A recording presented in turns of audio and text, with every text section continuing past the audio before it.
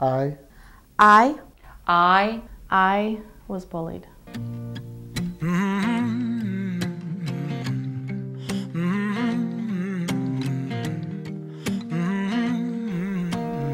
It started when I was, elementary, going into middle school. I was getting at a point to where I was eating a lot, so I became, bigger than some of the other kids, and I was always picked on about my weight and how I looked and stuff like that. And when I was, trying to make friends and stuff like that, it was really hard because I was, I was fat, and I was known as the roly-poly or lard butt or something like that. And I don't know, I just put my self-esteem down a lot, and it made me, join sports and, where things of being a big kid were needed, like in football and stuff like that. And I started changing my whole perspective of, it doesn't matter if you're big or not, as long as you have what it takes to be on a team, I can do anything. So that's where my whole life changed.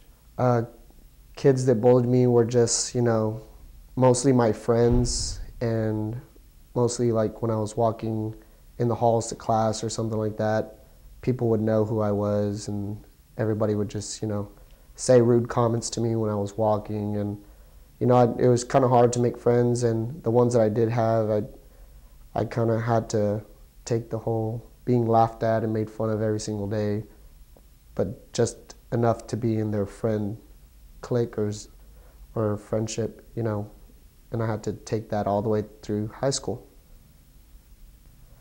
It had a big effect when I was, getting a little older. I started, working out and trying to live up to other people's expectations. And now that I think about it, it doesn't really matter what they say or anything like that. And I just live the way I want now and make sure that I'm healthy, for one, and, I just like the way I am now.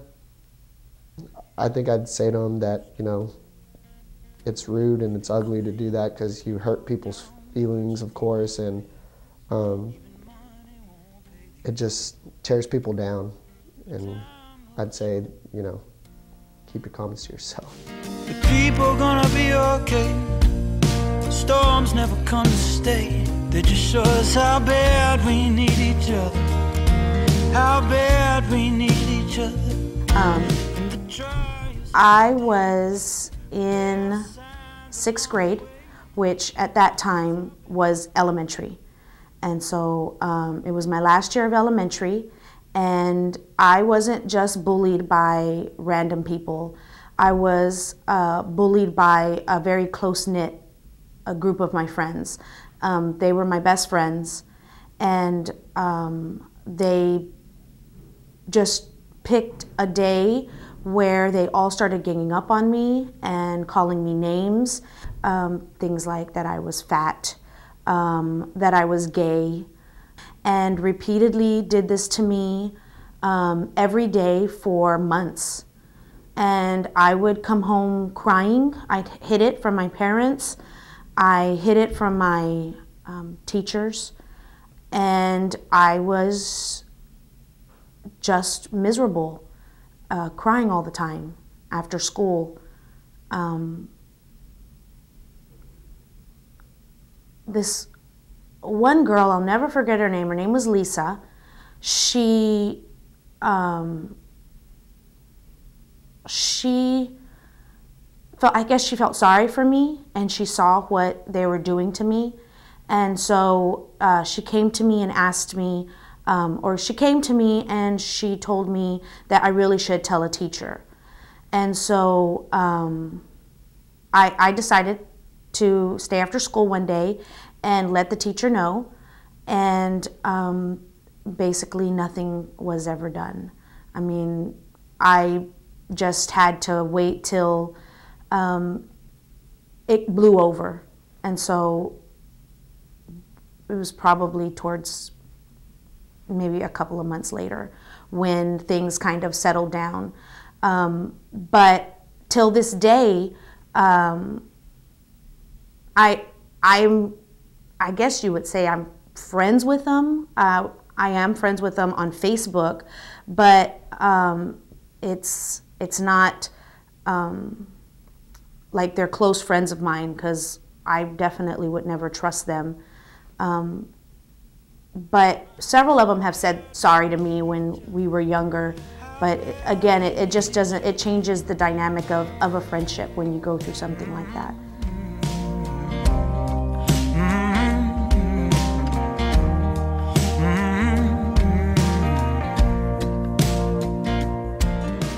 I was actually bullied by a girl that was my best friend. I was actually being bullied by her for several years, and because I wanted to be her friend, I just continued to allow her to bully me, to say mean things to me, to make me feel bad about myself, to make fun of me in front of other people, at her, for her humor at my expense. And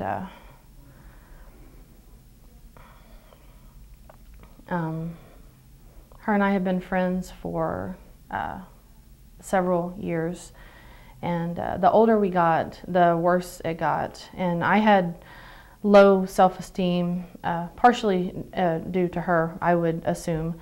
I had low self-esteem, and so I was kind of her easy target.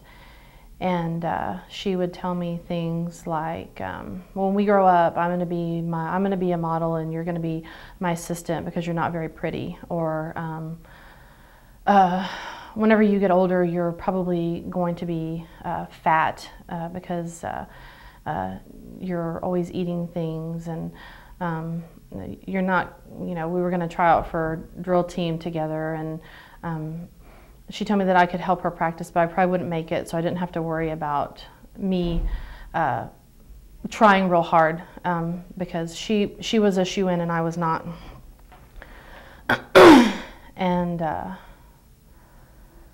I tried a few times to kind of break away from her, and was unsuccessful at that. I guess I was her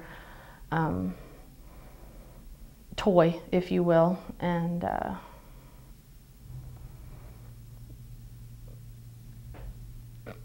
she kind of invaded every part of my life, church and home. And one incident that I remember was at a slumber party with a bunch of other girls that she liked to make fun of me in front of.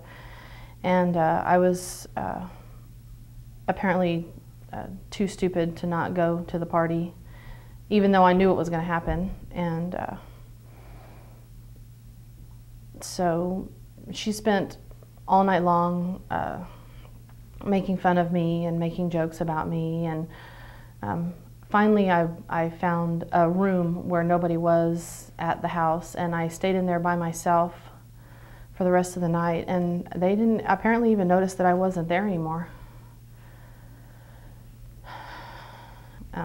I probably for about 12 years I let her do that to me, and then finally put a stop to it. And because I let it go on so long, I kind of felt like that I turned into, in the end, kind of her bully in the situation, because I let it go to the point to where it was so deep, and it was so it had affected me in so many ways that the only way that I felt like that I could lash out at her was the same way that she had been lashing out at me.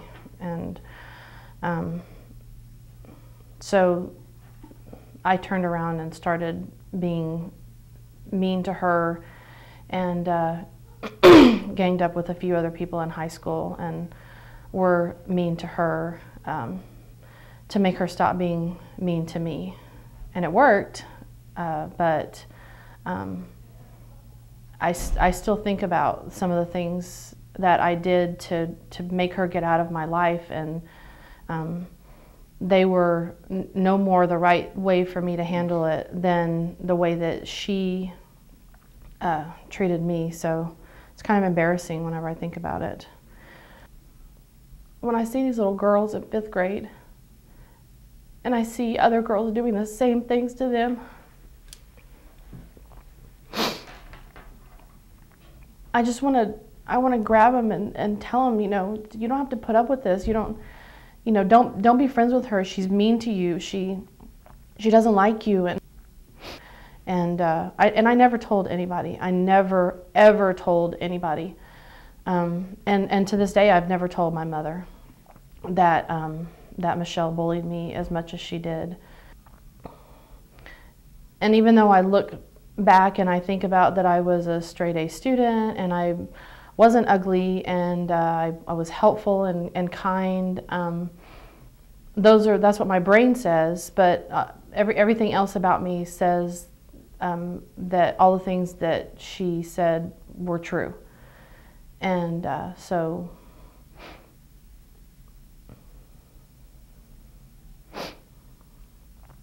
just she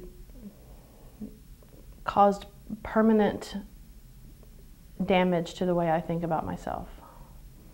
When I see her or see her picture or friends of mine on Facebook that are friends with her and I see her there, I feel like a 12-year-old. I feel like a kid, and like she's on purpose hanging out with people to hurt me, which is ridiculous, but it's like it doesn't go away. It never, it's there all the time, and I don't know that it can ever go away. The people gonna be okay. Storms never come to stay. They just show us how bad we need each other. How bad we need each other. As a young person in elementary school,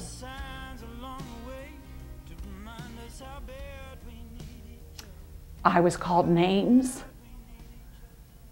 not very nice names. My bully was my older brother. My friends, the people I thought were my friends, picked up on what he would say to me and how he treated me at home. And then it carried over into school.